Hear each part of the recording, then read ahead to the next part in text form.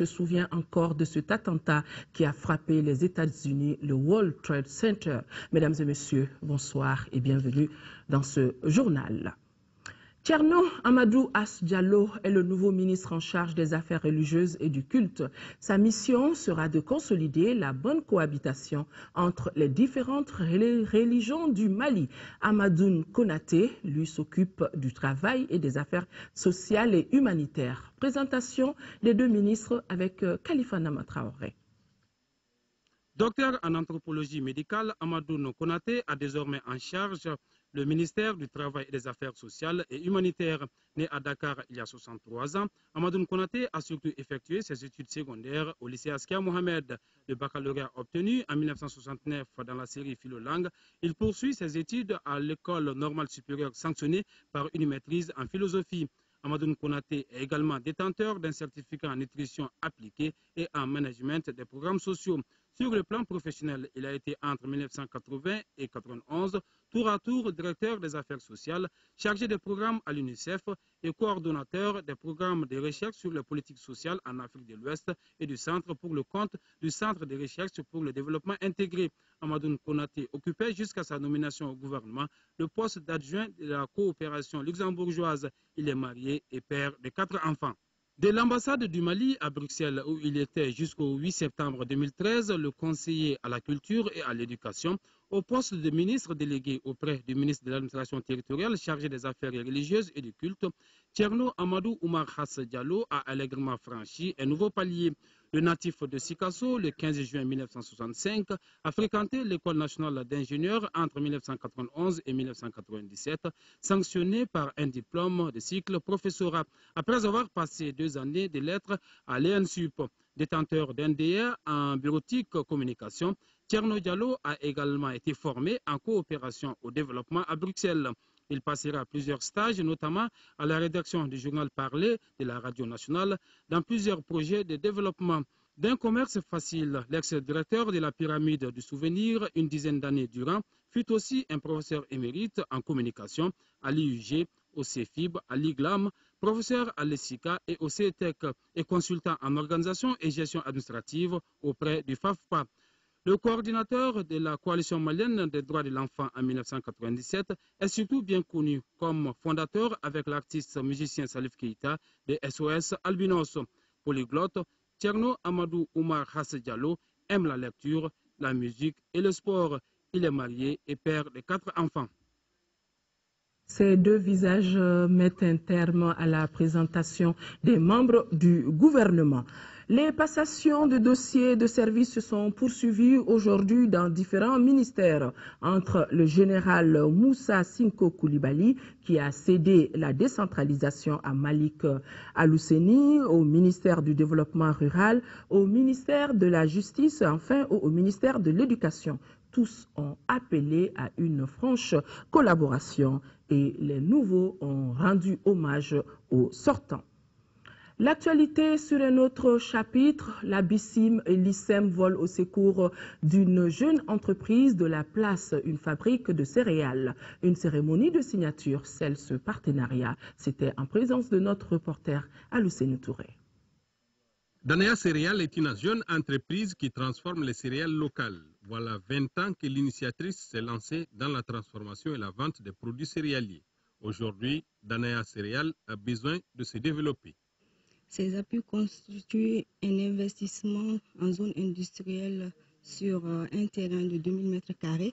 C'est pour permettre à Danea Céréales d'augmenter sa capacité de production au minimum 3 tonnes par jour. Actuellement, nous sommes à 1 tonne par jour. L'ICM, l'initiative intégrée pour la croissance au Mali, est un projet de l'USAID qui œuvre dans le domaine de l'agro-industrie. Son soutien a permis de lancer l'entreprise et surtout de l'aider à obtenir un prêt de près de 70 millions de francs CFA auprès de la BICIM. Notre appui est tout à fait traditionnel, c'est un financement d'investissement. Donc on a mis en place un crédit moyen terme pour leur permettre d'acheter de nouveaux équipements et passer ainsi un cap à la fois quantitatif dans la production et qualitatif pour rencontrer les normes internationales en matière de produits alimentaires. ICEM a une équipe chevronnée d'experts, que ce soit dans le domaine de la comptabilité, de la qualité, des marchés. et des chaînes d'approvisionnement pour obtenir des céréales de qualité. Donc, différents appuis ont été faits pour permettre à l'entreprise de dégager une meilleure façon d'opérer et en même temps de faire un plan d'affaires. Cette cérémonie consacre la signature du prêt qui s'étale sur 5 ans. La Jeune Chambre internationale du Mali, à travers un de ses démembrements, l'organisation membre Bamako Espoir, procède au lancement d'un projet d'amélioration de la fabrique et de la protection du pain. Le projet, dénommé Pain d'Or, met en concurrence les boulangeries du Mali. Adama Koulibaly a suivi la cérémonie. L'observation de la qualité et de l'hygiène dans les aliments est l'objectif du lancement de ce projet Pain d'Or par la Jeune Chambre Bamako Espoir. Les activités prévues à cet événement seront regroupées en 3 phases essentielles. La première phase marquera le lancement du projet et aura comme objet de mettre en place une commission ad hoc qui aura comme mission de recenser et sensibiliser les différentes boulangeries, livreurs et boutiquiers qui adhéreront au projet. La deuxième phase portera sur la formation et l'évaluation. Cet événement était une relance puisque le projet avait été lancé depuis 2003. Après 3 éditions, il avait été oublié et c'est après analyse de son importance dans la protection alimentaire que la Jeune Chambre Bamako Espoir a pensé au dossier dans ses archives. Qui ne mange pas du pain. Je dirais presque personne dans cette salle. Tout le monde mange du pain. Est-ce que nous sommes rassurés de la qualité que nous mangeons? Je n'en dirais pas autant. À cette relance, les représentants des industries de fabrique de produits alimentaires étaient invités, sans oublier ceux de l'hygiène publique. Il est extrêmement important d'assurer la sécurité sanitaire de tout ce que nous consommons. Il est extrêmement important que l'alimentation que nous avons puisse permettre de faire face à nos besoins. Et pour ce faire, il faut qu'elle soit suffisante, il faut qu'elle soit diversifiée, il faut qu'elle soit équilibrée et un élément extrêmement important, il faut qu'elle soit saine. À la proclamation des résultats, la meilleure boulangerie sera primée avec le pain d'or, la deuxième, le pain d'argent et la troisième avec le pain en bronze. Promotion de jeunes dans les instances de prise de décision dans notre pays, c'est le thème d'une conférence de presse qui s'est tenue hier au Centre malien pour le dialogue interparti et la démocratie. Elle était organisée par le réseau des jeunes des partis politiques maliens. Fademba Keita compte rendu. Sur les 10 777 élus municipaux que compte le Mali, le réseau des jeunes des partis politiques dénombre seulement 986 jeunes. C'est le même constat qui se dégage à l'Assemblée nationale où seuls 2 députés ont moins de 35 ans sur les 147. C'est pour corriger cette disparité que les jeunes des partis politiques ont initié cette conférence de presse. Une rencontre d'échange qui a pour thème « Promotion des jeunes dans les instances de prise de décision ». Nos préoccupations, c'est de nous battre tout d'abord pour la formation des jeunes des partis politiques et pour renforcer leurs capacités et qu'ils soient représentés dans les instances de prise de décision. C'est-à-dire en un mot, l'émergence des jeunes des partis politiques. Parce que la politique en tant que telle, elle est inséparable de la vie. Favoriser les conditions d'accès des jeunes à des postes de responsabilité, promouvoir l'ancrage de la démocratie au Mali en mettant l'accent sur les initiatives républicaines sont entre autres les missions que se fixent les membres du réseau des jeunes des partis politiques du Mali.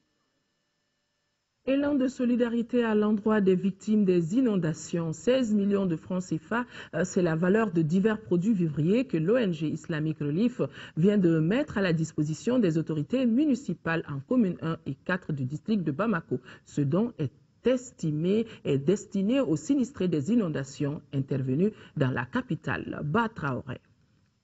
Ces dons se composent de riz, de sucre, d'huile et de pâtes alimentaires. Estimé à plus de 16 millions de francs CFA, le geste de l'ONG Islamic Relief vise à soulager les souffrances des sinistrés des inondations. Les populations qui ont été victimes de l'inondation, nous sommes là effectivement pour... Nous ne pouvons pas rester en marge des autres ONG humanitaires. Nous sommes là pour donner un appui dans le domaine de l'alimentation. Le geste est certes symbolique, mais très significatif. Cette contribution est un effort très remarquable que le gouvernement de la République du Mali apprécie. Et comme dirait l'autre, c'est dans le malheur qu'on reconnaît ses amis. Et nous reconnaissons Islamic Relief comme un partenaire, un ami du Mali. qui vient au secours de ces sinistrés dont les catastrophes sont très énormes. Nous sommes très honorés ce matin, satisfaits, et ce n'est pas la quantité, mais le geste de solidarité envers vos frères et sœurs qui ont eu à subir des dommages importants lors des inondations du 28 août dernier. L'ONG islamique Relève entreprend ainsi une vaste opération humanitaire de 43 millions de francs CFA. Une opération prévue pour s'étendre prochainement aux déplacés de l'intérieur et de l'extérieur suite à la récente crise du Nord. Autre geste de solidarité, celui de l'église évangélique protestante du Mali à l'endroit des sinistrés de Korofina, et aussi plus de 151 familles sinistrées de la commune 4 du district de Bamako viennent de recevoir chacune des céréales, des produits de première nécessité, et cela de la part de la mairie et ses partenaires. Inaba, compte rendu. L'église évangélique protestante du Mali a remis des dons aux sinistrés de l'école Baben Santara de la commune 1 du district de Bamako d'une valeur d'1 500 000 francs CFA. Ces dons sont composés de 6 tonnes de céréales, 10 balles d'habits pour enfants et adultes. Après la réception de ces dons, la mairie de la commune 4 a procédé à la distribution de ces stocks. En effet, ce sont 151 ménages sinistrés de la commune 4 qui ont reçu chacun du riz, 1000 maïs, des produits de première nécessité, plus une enveloppe de 20 000 francs CFA. On a été les premières à être prises en charge par la mairie. À la tombée de la nuit, ils nous ont amené des nattes, des draps et des lampes. Et le lendemain, on a eu des vivres. Selon le représentant du maire de la commune 4, la distribution se faisait par semaine. Avec l'ouverture très prochaine des classes, le comité de crise a jugé nécessaire de leur donner le stock d'un mois. On a programmé cette distribution à ces sinistrés qui doivent se déplacer dans les jours à venir pour aller vers un autre site. Il y a d'autres remises qui sont prévues. Tant que le stock est là, nous on va procéder à des donations. La mairie de la commune 4 invite toutes les bonnes volontés à les aider dans ces moments difficiles. L'actualité sur le continent, le dialogue intercongolais, l'Ouganda essaie de ramener Kinshasa et le pays. Le ministre ougandais de la Défense tente de renouer le dialogue entre les représentants du gouvernement de RDC et les chefs de la rébellion du M23. Mais le dialogue n'est pas encore direct. La rébellion, contrainte militairement et diplomatiquement, veut ouvrir de vastes négociations. Il nous reste 3 points essentiels. La situation politique économique, la situation sécuritaire et le point sur la mise en œuvre ou de mesures d'encadrement. Pour les autorités congolaises, il n'y a pas grand-chose à négocier. Concrètement, les problèmes qui sont ainsi adressés, c'est lesquels? Mais c'est des problèmes qui ont déjà trouvé des solutions ou sont en voie d'être résolus. La question des réfugiés n'est pas une question par rapport au gouvernement de la République du Congo. C'est une question qui est entre les mains du HCR. En rappelant cela, nous disons en même temps, ça ne peut pas constituer une raison pour ne pas déposer les armes. Quant à la traque des FDLR, ces rebelles hutus rwandais, elle relève selon Kinshasa de l'ONU. Dernier point sensible, l'intégration des hommes du M23 dans l'armée congolaise se ferait au cas par cas. Des divergences de vues qui laissent augurer de très longues négociations dans le cadre bucolique des rives du lac Victoria. Le reste de l'actualité sur le continent africain avec comme premier sujet cet attentat intervenu très tôt ce matin dans le centre de Benghazi. Un attentat à la voiture piégée qui a fait d'importants dégâts. Attentat à Benghazi, 1 an jour pour jour après l'attaque contre le consulat américain. Une voiture piégée a explosé ce mercredi devant un bâtiment lié au ministère libyen des Affaires étrangères. Pas de victimes humaines, mais d'importants dégâts matériels. 1 an après l'attentat qui a coûté la vie à 4 Américains, dont l'ambassadeur, l'enquête piétine, les coupables n'ont toujours pas été arrêtés.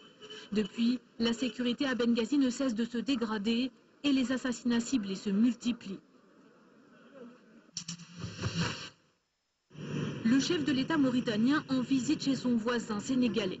Aucun détail sur son programme, mais les discussions porteront sans doute sur la sécurité au Sahel et la coopération économique et énergétique. Dakar s'intéresse au projet d'extraction de gaz offshore par la Mauritanie. Le président Aziz est également très attendu par les réfugiés négro-mauritaniens. Déportés au Sénégal à la fin des années 80, après des violences interethniques, certains attendent toujours leur rapatriement. En Guinée-Bissau, pas d'amnistie pour les putschistes de 2012. L'Assemblée nationale rejette ce projet destiné, selon les autorités de transition, à apaiser le climat avant les élections. Les députés du parti PAIGC ont voté contre, sans surprise. Pas de question d'absoudre les auteurs du coup d'État qui a privé leur champion, Carlos Gomes Jr., du deuxième tour de la présidentielle. Amnistier les militaires et leurs complices civils favoriserait l'impunité, ont dénoncé des militants de la société civile et des droits de l'homme. Nous retrouvons l'actualité nationale direction Koulikoro où c'est ouvert le forum régional sur la problématique de l'annonce des ressources naturelles. Ce rendez-vous vise à procéder à par une identification et une analyse de toutes les questions à résoudre, ce que nous dit Seydou Traoré. Ce forum de Koulikoro est un espace pour les acteurs des cercles de Nara et de Panamba de contribuer à l'amélioration de la gestion décentralisée des ressources naturelles des deux cercles concernés. Une occasion donc pour la centaine de participants de confronter les expériences en matière de ressources naturelles, harmoniser les stratégies afin de convenir les voies et moyens pour une meilleure répartition des rôles. Le mal est trop profond en matière d'environnement qu'il faut agir. On se dit que souvent c'est une fatalité. Ce n'est pas une fatalité. C'est nos actions au quotidien, c'est nos comportements qui font qu'il y a des inondations, qui font que les déchets nous envahissent dans nos maisons, dans nos quartiers, dans nos rues, un peu partout. Convaincu de la dégradation des ressources naturelles au Mali, l'ONG Association de formation et d'appui au développement AFAD et son partenaire financier Diakonia Mali entendent dégager des pistes et réponses possibles au sortir de ce forum. C'est une opportunité pour nous de saluer l'initiative de AFAD et de ses partenaires locaux de Banamba, de Nara et de Koulikoro d'organiser ce grand forum à Koulikoro. Nous subissons tous les effets de la dégradation de l'environnement et si nous ne nous engageons pas avec une réponse appropriée, l'avenir de beaucoup de générations au Mali sera menacé. L'État malien est particulièrement attentif à la prise en compte de l'environnement et de la gestion des ressources naturelles par ce processus. Cela fait des collectivités territoriales des acteurs majeurs de la gestion de l'environnement et des ressources naturelles en complément de l'État et de ses structures de consentement. Durant 3 jours, les participants à ce forum de Koulikoro vont faire l'analyse de la situation des ressources naturelles, passer en revue des contraintes dans leur gestion, formuler des recommandations et élaborer un plan d'action annuel. En première région, le programme de gestion décentralisée des forêts a procédé hier à Kita à la remise d'un important lot d'équipements et de matériel de transformation de beurre de karité aux femmes de la coopérative Sisolo de la commune de Kita-Ouest. Agibou Koulibaly et Mamadou Sidibé. Pour accompagner les coopérative Silolo de la commune de Kita-Ouest dans la production et la commercialisation du beurre de karité entre lui et l'ONG Accord Nietasso pour la formation et l'appui technique de celle-ci. Un appui qui se traduit par la remise d'équipements et de matériel de transformation. Les matériels vont nous permettre de produire du beurre de karité de meilleure qualité. C'est pour aider les femmes de ne plus couper le bois. GDFOR nous accompagne beaucoup dans ce sens. Un geste qui permettra de sur les sous-forestiers, notamment la coupe abusive du bois. Tous les équipements servant à la production du beurre de karité ont été remis à ces bénéficiaires, qui au début étaient 100 et quelques, mais aujourd'hui on s'est centre. Vous voyez comment le nombre a augmenté en très peu de temps, compte tenu de l'engouement que ces femmes ont par rapport à cette production du beurre de karité. Donc les équipements ont été donnés dans ce sens-là. Nous sommes très heureux aujourd'hui de constater l'enthousiasme, la ferveur, la solidarité des autorités aussi avec ce groupement. Et ma foi aussi cet exemple de partenariat entre un programme d'appui à l'institution forestière du Mali, un prestataire, l'ONG ACOD. C'est un travail d'équipe, c'est un travail en chaîne de solidarité. Auparavant, le programme GDFOR avait construit et équipé le centre de production des femmes de la coopérative Silolo de la commune de Kita-Ouest. Les femmes ont été aussi organisées et formés sur les techniques de production du beurre de karité.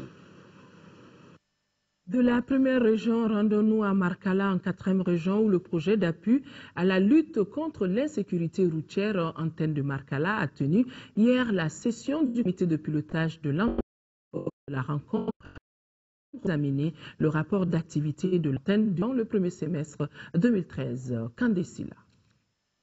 Il s'agit à travers ce présent cadre de faire une évaluation des activités menées par l'organe de suivi du projet d'appui à la lutte contre l'insécurité de l'antenne.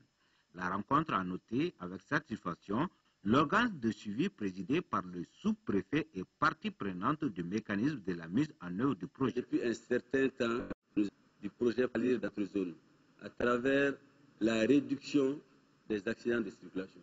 Et cela est tout à fait à l'honneur de l'AMAPROS et des membres du programme suivi du Palir de Markala. Au niveau de l'antenne, au cours du semestre, une vingtaine de séances d'essai ont été initiées, des séances qui auront permis d'atteindre près de 500 personnes. Aussi, 82 séances d'animation activités comme l'affichage des supports pour sensibiliser davantage de citoyens et les recrutements de circulation. On a pu vraiment constater que tout le monde s'est impliqué dans la mise en œuvre d'actions, que ce soit les membres de l'organe ou même les élus locaux. Et vraiment, par la mise en place de la sécurité routière et son intégration dans le PDSEC, et nous tenons à les féliciter, nous les encourageons et nous reportons encourager aussi pour continuer la lutte contre l'insécurité routière dans cette zone. Le sous-préfet de Markala, tout en saluant l'initiative heureuse de l'AMAPROS et de ses partenaires, a souhaité la multiplication de telles initiatives, voire son prolongement dans la durée. Nous allons rester dans la région de Ségou pour signaler les travaux de la conférence nationale de l'opération Enfants de Noël ont débuté au centre Gabriel Cissé de Ségou. À travers cette conférence, Samaritan Purse veut créer un cadre de rencontres et d'échanges avec les autorités religieuses du Mali sur l'éducation et le bien-être des enfants. Honoré Tchino. En organisant cette conférence, l'opération Enfant Noël veut échanger avec les parents sur l'éducation des enfants afin que ceux-ci puissent grandir dans un cadre harmonieux de bonne conduite et de vie religieuse. C'est l'enseignement qu'on va donner aux volontaires qui veulent travailler avec nous pour la cause des enfants, pour le bien-être des enfants de ce pays et pour aussi l'éducation des enfants. C'est pour apprendre aux leaders d'enseigner les enfants à craindre Dieu et à marcher selon la volonté de Dieu. Les temps forts de cette conférence ont été des louanges et d'adoration de Dieu, des prestations du Club des enfants de Ségou, le message d'exhortation du pasteur Joseph Diabaté. Au centre de toutes ces activités, le maître mot fut la paix. C'est la première fois que cette conférence se tient au Mali et que Ségou a eu l'honneur d'abriter cette grande conférence. Il y a toutes les nations, pratiquement les grandes nations d'Afrique sont là. Cette conférence durera 4 jours et devrait permettre aux autorités religieuses du Mali de nouer d'amples relations avec celles venues d'autres pays pour mieux accomplir cette mission, celle d'œuvrer pour l'épanouissement des enfants, d'où le mot N-Connect. À 100, l'école de Baramandougou dans le cercle de 100 vient d'avoir son nom après 65 ans de vie. L'école porte désormais le nom de Fili Dambélé, premier directeur de l'établissement en 1948. L'association des ressortissants de Baramandougou, les autorités villageoises et administratives en reconnaissance ont décidé de donner ce nom à leur école qui a aujourd'hui un cycle complet. Nos envoyés spéciaux à Baramandougou, Garibou Pérou et Tchédjé Camara. Fili Dambélé est désormais le nom du groupe scolaire de Baramandougou. L'établissement a emprunté ce nom à son premier directeur. Cette initiative est une façon de rendre un hommage mérité à l'école et à son premier acteur qui a eu la responsabilité et le privilège de l'ouvrir en septembre 1948. C'est un ancien que j'ai admiré. Il était logé dans les campements là-bas. C'est là-bas qu'il couche. C'est là-bas que sa femme prépare et c'est là-bas qu'il nous enseigne. Si c'était quelqu'un d'autre, il n'allait pas dire parce qu'il n'a pas de logement. Mais il a fait ça. Dans le jargon de 2013, nous dirons M. Fili nous a formatés. Nous sommes ce que M. Fili avait souhaité, avait voulu pour nous. L'école est un bien commun selon le directeur de l'Académie d'enseignement des Sangs. Pour l'entretenir, il faut d'abord une remise en cause générale, puis un engagement collectif. C'est ce qui permet aux parents et aux élèves d'éviter les raccourcis pour se remettre au travail. Tant que les enfants, les petits-enfants et d'autres personnes connaissant notre feu père seront en vie, cette école sera notre partenaire et pour la longueur de la durée que ça doit faire. Pour mériter vraiment d'avoir une école baptisée en son nom, il faille que tu aies prouvé des qualités. S'agissant des défis majeurs à relever, Oumar Guindo, le directeur de l'école Fili Dambélé de Baramadougou, a entre autres cité la scolarisation de tous les enfants et surtout les filles et la qualité de l'enseignement. Ces baptêmes à quelques semaines de la rentrée des classes peut traduire dans l'esprit des 600 élèves attendus et de leurs encadreurs le sens de la rigueur et du travail bien fait à l'image de Fili Dambélé, communément appelé Descartes. Le groupe d'appui pédagogique de l'Institut de formation des maîtres de Sikasso partage avec les partenaires de l'école les résultats de son programme d'orientation scientifique 2012-2013. Il s'agit de consolider les acquis, corriger les insuffisances pour une amélioration des compétences des élèves maîtres. Daouda Diakité. Par cette initiative, le groupe d'appui pédagogique s'inscrit dans la dynamique de renforcement des capacités des élèves maîtres de Sikasso pour l'amélioration des pratiques professionnelles des maîtres. Le métier enseignant, ce n'est pas du tout facile. Donc pour cela, il faut que l'élève soit mieux outillé pour faire face, pour pouvoir donner le meilleur de lui-même dans sa formation ou dans son parcours. Nous avons pu, avec les témoignages des uns et des autres, avoir 83% de nos élèves qui sont admis en classe supérieure avec une durée de 6 mois d'activité. Là, ça, c'est satisfaisant. Une démarche soutenue par le Centre international d'expertise et de formation dans le cadre de la mise en œuvre du programme d'appui à la décentralisation de l'éducation. Nous menons plusieurs actions allant dans le sens d'améliorer les apprentissages et les niveaux des élèves. Donc, c'est comme ça, effectivement, que le groupe d'appui pédagogique a eu une initiative, n'est-ce pas, qui est celle d'accompagner les élèves du fondamental et de les orienter vers les disciplines scientifiques, mais en s'appuyant sur les élèves maîtres des IFM. Donc cette initiative, après analyse, nous avons constaté qu'elle colle bien avec nos objectifs visés.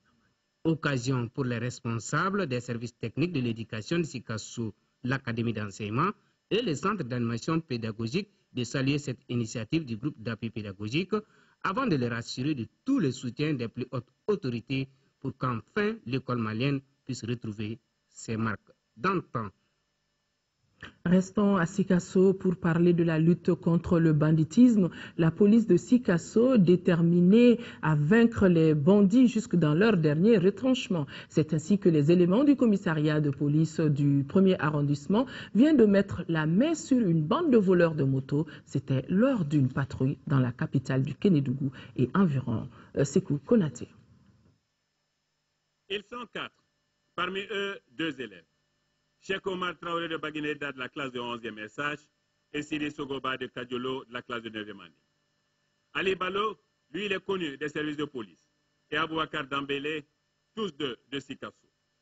Avec eux, le devait s'arrêter à la faveur de la patrouille de la nuit du 27 au 28 août 2013, où ils ont croisé le chemin des éléments du commissaire Marie Drabo.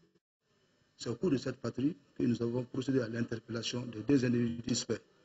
Donc, nous avons mené des investigations à cela, qui a abouti à du vol à Kayolo. Donc, une fois interrogés, ces 2 individus ont déclaré voler ces motos au niveau de Kayolo. Plus précisément, la moto appartient à l'imam de Kayolo. Ensuite, nous avons creusé, fait des investigations encore, et faire une autre investigation qui a abouti aussi à l'arrestation de son coéquipier du nom de Sidi Sougouba, qui se trouve à Kayolo. Ce sont tous des élèves de la 9e année 11e SH. Ensuite aussi, on a été informé par des tierces personnes et sur des dénonciations dont nous préférons garder l'anonymat.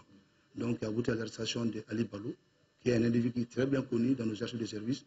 La patrouille même problématique était dirigée par l'inspecteur de police, Moussa Sangaré.